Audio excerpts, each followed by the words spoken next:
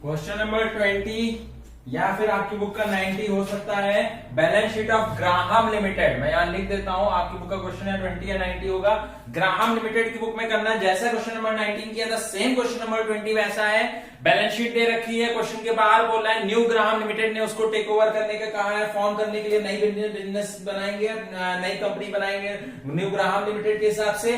क्या बोल रहे हैं, पहला पॉइंट लिखा हुआ है कि सारी एसेट्स एंड प्रॉपर्टी को ले लिया गया। सेकंड पॉइंट लिखा हुआ है, बी पॉइंट लिखा है कि हर इक्विटी शेयर होल्डर को जिसके पास 3 शेयर थे उसको 1 शेयर दिए जाएंगे। क्वेश्चन के अंदर शेयर दिए 1 लाख, हमें रुपीस से मतलब नहीं होते। 1 लाख शेयर 1 रुपए का है तो हमें रुपीस से मतलब नहीं होता, हमें क्वांटिटी से मतलब होता है। तो 1 लाख शेयर थे तो हर 3 शेयर होल्डर को 1 शेयर देना है। तो हमने पहले आपको परचेज प्राइस निकालना बताया था, वो मैं आपको बताता हूं। क्वेश्चन बड़ा है, मैंने छोटा छोटा लिखा है, इसलिए मेरी मजबूरी है क्वेश्चन को थोड़ा छोटा छोटा लिखना, जिससे कि क्वेश्चन पूरा हो सके, कंप्लीट हो सके एक बार में, क्योंकि फिर भी मुझे टुकड़ों में करके करना पड़ता है। तो आप मेरी बातों को समझिएगा और क्वेश्चन को समझने की कोशिश करिएगा। अभी तक जितने क्वेश्चन अगर आप समझ चुके होंगे तो इस चैप्टर के बस लास्ट 2 क्वेश्चन बचे हैं, वो भी आपको आसानी से समझ आएंगे। परचेज प्राइस निकालना है। सबसे पहले आपने लिखा equity share capital 1 lakh equity share थे तो 1,20,000 इक्विटी शेयर थे। 1 लाख प्रेफरेंस शेयर है तो 1,20,000 इक्विटी शेयर थे तो 1,20,000 इक्विटी शेयर्स, हर 3 शेयर होल्डर को 1 शेयर देना है। तो into 3 divide by 3 into 1, her 3 share holder को 1 शेयर देना है। तो 1,20,000 शेयर थे, डिवाइड बाय 3 मल्टीप्लाइड बाय 1, और कितने रुपए का शेयर है, 1 रुपीज का। तो हर 1,20,000 को 3 बंदे को 1 शेयर देने हैं 1 रुपए के हिसाब से। तो मतलब हमें नई कंपनी में 40,000 इक्विटी शेयर हम इशू कर रहे हैं। सी पॉइंट में बोल रहा है कि प्रेफरेंस शेयर होल्डर में हर 5 बंदे को 3 शेयर देने हैं। क्वेश्चन में 1 लाख प्रेफरेंस शेयर थे, 6% प्रेफरेंस शेयर कैपिटल 1 लाख, तो हर 5 बंदे को कितने दे रहे हो आप, 3 शेयर दे रहे हो। तो divide by 5 multiplied by 3, 1 rupees के हिसाब से था, तो मतलब 60,000 रुपीज के प्रेफरेंस शेयर इशू कर रहे हैं। फिर डी पॉइंट क्वेश्चन में लिखा हुआ है कि डिवेंचर को पेमेंट करना है फुल में। फुल का मतलब है, क्वेश्चन के अंदर देखिए डिवेंचर दिया हुआ है 20,000 रुपीज का, 2 लाइन नीचे छोड़ करके एक्रूड इंटरेस्ट भी दिया हुआ है 4,000 रुपीज का। फुल का मतलब है 20,000 रुपीज का debenture plus 4,000 rupees interest, total हम 24,000 रुपीज पे करेंगे। तो payment to debenture plus interest 24,000 rupees. आगे बढ़ते हैं, क्वेश्चन में क्या लिखा हुआ है कि ग्राहम लिमिटेड ने ट्रेड पेबल को पेमेंट करने के लिए उन्होंने कहा 80% ट्रेड पेबल के बदले में शेयर इशू करेंगे। जितने टोटल ट्रेड पेबल थे सारे ट्रेड पेबल के बदले में शेयर इशू करेंगे, 80% ट्रेड पेबल के बदले में हम शेयर इशू करेंगे। ओके, 1 रुपए के हिसाब से शेयर इशू करेंगे। तो 60,000 ट्रेड पेबल था, 80% को तो 16,000 के 80% निकालेंगे और 1 रुपए के हिसाब से मतलब 12,800 रुपीज के उनको शेयर इशू करेंगे। ओके, फिर क्वेश्चन में आगे लिखा हुआ है कि प्रॉफिट एंड लॉस और इन सबको राइट ऑफ करना है, आपको पता ही है वो सब चीजें।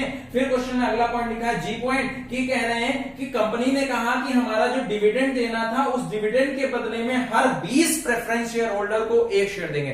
पुराना डिविडेंड कोई देना था, उस डिविडेंड के बदले में हर 20 बंदे को 1 शेयर देंगे 1 रुपए के हिसाब से। तो हमारे पास प्रेफरेंस शेयर कितने हैं, 1 लाख, 20 बंदे को 1 शेयर, तो डिवाइड बाय 20 इंटू 1, 1 रुपए के हिसाब से। तो हमें 5,000 रुपए के हम प्रेफरेंस शेयर और इशू करेंगे। तो हमने टोटल उनको कितने रुपए के पेमेंट करना है, 1,41,800। ये आपको कैलकुलेट करना बहुत आना चाहिए, पूरे चैप्टर की यही जान है। बाकी छोटी मोटी चीजें आपसे पूछी जाएंगी तो पूछी जाएंगी एमसीक्यूज में, तो ये बहुत अच्छे से आपको आना चाहिए। 1,41,800 रुपीज हमने कैलकुलेट कर लिया है।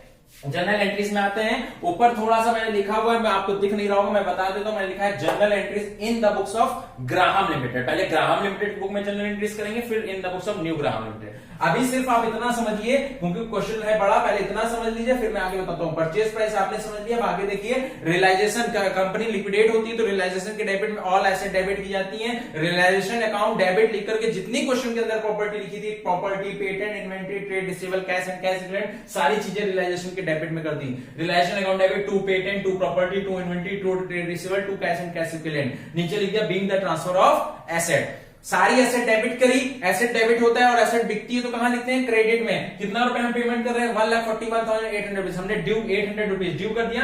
New Graham limited account debit to realisation, हमने न्यू ग्राहम लिमिटेड को हमने शेयर्स इशू किए हैं, वो मतलब परचेज कंसिडरेशन दे रहे हैं 1,41,800 रुपीज का, तो ये ड्यू कर दिया टू रियलाइजेशन, रियलाइजेशन के क्रेडिट में चला गया। फिर अगर आपने 16,000 के ट्रेड पेबल था, एसेट डेबिट करते लायबिलिटी क्रेडिट करते हैं, तो 16,000 की लायबिलिटी थी, 16,000 की लायबिलिटी में 80% तो आपने शेयर दे दिया, बचा 20%, 3200 को कहां लिखोगे? रियलाइजेशन के क्रेडिट में, क्योंकि लायबिलिटी किधर लिखी जाती है? रियलाइजेशन के क्रेडिट में। तो trade payable account debit to realisation, अब 3200 जितनी 20% ट्रेड पेबल बचा है उसको लिख दिया हमने। Being the agreement of trade payable to waive 20% of the sum, 20% जो रिमेनिंग उसको लिखा है आपने। इतना आपने समझ में आ गया होगा।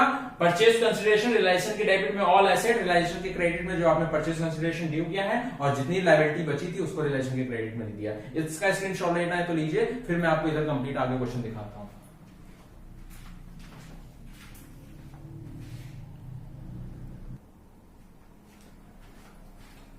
आगे हम लोग देखते हैं, उतनी जनरल एंट्री करने के बाद अब हम लोग आगे देखते हैं हमने क्या किया। शेयर होल्डर टू रियलाइजेशन, ये कैसे आया? जब आप रियलाइजेशन अकाउंट आपको बनाना बताया, रियलाइजेशन के डेबिट में आपने एसेट लिख दी, रियलाइजेशन के क्रेडिट में परचेज कंसिडरेशन और लायबिलिटी का अमाउंट लिख दिया, और कुछ लिखना नहीं था। बड़े से छोटे को माइनस किया, आंसर कैसे आता है? लॉस या प्रॉफिट नाम से। आपने 19 क्वेश्चन में, इससे पहले क्वेश्चन में रियलाइजेशन मैंने आपको बना करके दिखाया, तो सेम वैसे ही बनाएंगे तो आंसर आएगा share holder account debit to realisation, realisation के क्रेडिट में आंसर आएगा जो कि लॉस कहलाएगा। 85,000 रुपीज का आंसर आएगा।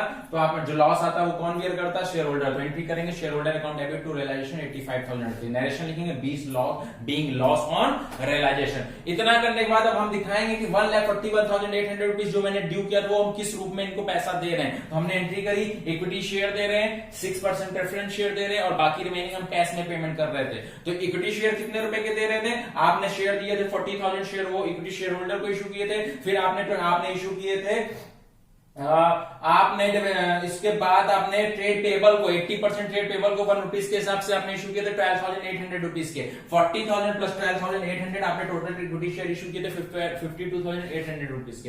Preference share 60,000 share preference share आप इशू कर रहे थे 21 शेयर, वो 5 शेयर होल्डर को 3 शेयर देकर के 60,000 रुपीज की वो प्रेफरेंस शेयर इशू कर रहे थे। और आप 5,000 रुपीज के डिविडेंड के रूप में जो आप दे रहे थे 20 शेयर होल्डर को 1 शेयर के हिसाब से 5,000 शेयर दे रहे थे। तो आप 60 प्लस 5,000 65,000 रुपीज की प्रेफरेंस शेयर इशू कर रहे थे। और 20,000 प्लस 4,000 डिबेंचर को इंटरेस्ट के साथ आप बैंक के रूप में 24,000 रुपीज पे कर रहे थे। Equity share debit 6% preference debit, bank debit to new Graham limited 1,41,800 आपने नरेशन लिख दिया। Being the receipt of selling price, जो भी आता है उसको आपने पे कर दिया। उसके बाद जो आप डिवेंचर होल्डर को आप पे कर रहे थे, आपको उसको इसकी एंट्री ड्यू करके आपको पेमेंट भी तो करना पड़ेगा। तो पहले आपने डिवेंचर होल्डर को ड्यू किया, debentures account debit, accrued interest account debit to debenture holder. Debenture थे 20,000 के, एक्रूड इंटरेस्ट था 4,000 का, टोटल 24,000 रुपीज आपने ड्यू किया है। Being the transfer of debenture account to debenture holder, ये ड्यू किया था। फिर debenture holder account debit to bank, आपने वही 24,000 रुपीज पे कर दिया। Being the payment in final discharge. Okay, फिर ट्रेड पेबल था। ट्रेड पेबल को भी आप शेयर इशू कर रहे थे तो उसकी एंट्री दिखाइए। Trade payable account debit to share, हमने ट्रेड पेबल को शेयर दे दिए 12,800 रुपीज के न्यू ग्राहम लिमिटेड में। ओके, फिर आपको दिखाना है कि आपके पास कैपिटल थी कितनी। आपके पास क्वेश्चन में preference share capital 1 lakh rupees की दे रखी, इक्विटी शेयर कैपिटल 1,20,000 की दे रखी। आपके पास टोटल इक्विटी कैपिटल थी 2,20,000 रुपए की। तो ये तो equity share capital, preference share capital account debit, equity share capital account debit to share holder, और इसके सामने ले सकते हैं 6% preference share equity share capital account debit. Okay, तो being the transfer of share capital to share holder, ये करने के बाद आपने क्वेश्चन में देखा लॉस दे रखा है 30,000 रुपीज का। Share holder account debit to P L आपने 30,000 रुपीज का लिख दिया। आपको शेयर होल्डर अकाउंट बनाना है। इससे पहले मैंने सारे लेजर बताए, 19 वाले क्वेश्चन, 18 वाले क्वेश्चन आपने लेजर बनाने भी देखे। तो रियलाइजेशन का लेजर भी वैसे बनाएंगे। शेयर होल्डर का देखिए ये कैसे है। शेयर होल्डर का मतलब क्या होता है? जो भाई शेयर होल्डर है सबको पैसा दे देंगे, उसके बाद जो पैसा बचेगा उस पर उनका हक होगा ना। तो पहले आपने अपनी प्रॉपर्टी को उनको दिया, आपको 85,000 रुपीज का लॉस हुआ। 85,000 का लॉस हुआ, वो कौन बियर करेगा? मैं यहाँ पे आपको दिखा देता हूँ ऐसे शेयर होल्डर हल्का सा बनाकर। तो रियलाइजेशन के, तो शेयर होल्डर को 85,000 रुपीज का लॉस हुआ, तो शेयर होल्डर डेबिट, तो शेयर होल्डर के डेबिट में टू रियलाइजेशन 85,000 आ जाएगा। फिर आपने शेयर होल्डर को यहाँ बताया कि शेयर होल्डर के पास 1 लाख रुपए के प्रेफरेंस शेयर थे और 1,20,000 रुपए के इक्विटी शेयर थे। ये शेयर होल्डर के खुद के थे 2,20,000 रुपए के, जिसमें से 85,000 का लॉस हो गया। 30,000 का क्वेश्चन के अंदर लॉस दे रखा है। तो इतने में 2,20,000 रुपए का इनका था, जिसमें से ये इतना लॉस बियर कर चुके हैं। तो बाकी का 1,05,000 इनको दे दिया जाएगा ना। 1,05,000 कैसे है समझाया?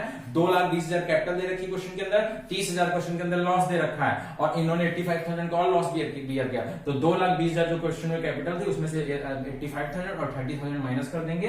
1,05,000 share holder account debit to shares, 1,05,000 rupees इनको दे दिया जाएगा शेयर होल्डर्स को। ठीक है, इतना समझना है बस। अब हम आपको जनरल एंट्रीज बताने जा रहे हैं in the books of new Graham limited. ये ग्राहम लिमिटेड बुक में जनरल एंट्रीज थी जो आपको मैंने अभी बताई परचेज कंसिडरेशन के साथ।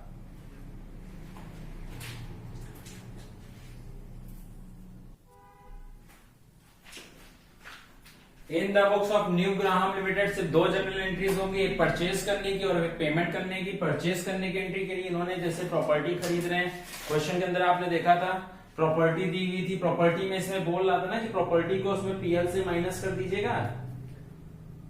इसमें लिखा था क्वेश्चन में पॉइंट नंबर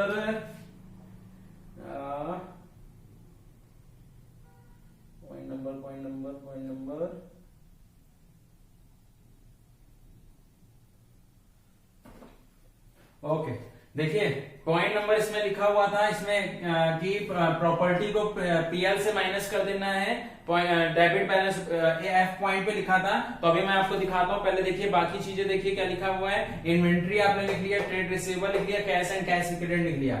आप क्वेश्चन में परचेज कंसिडरेशन आपको मिल रहा था 1,41,800 रुपीज।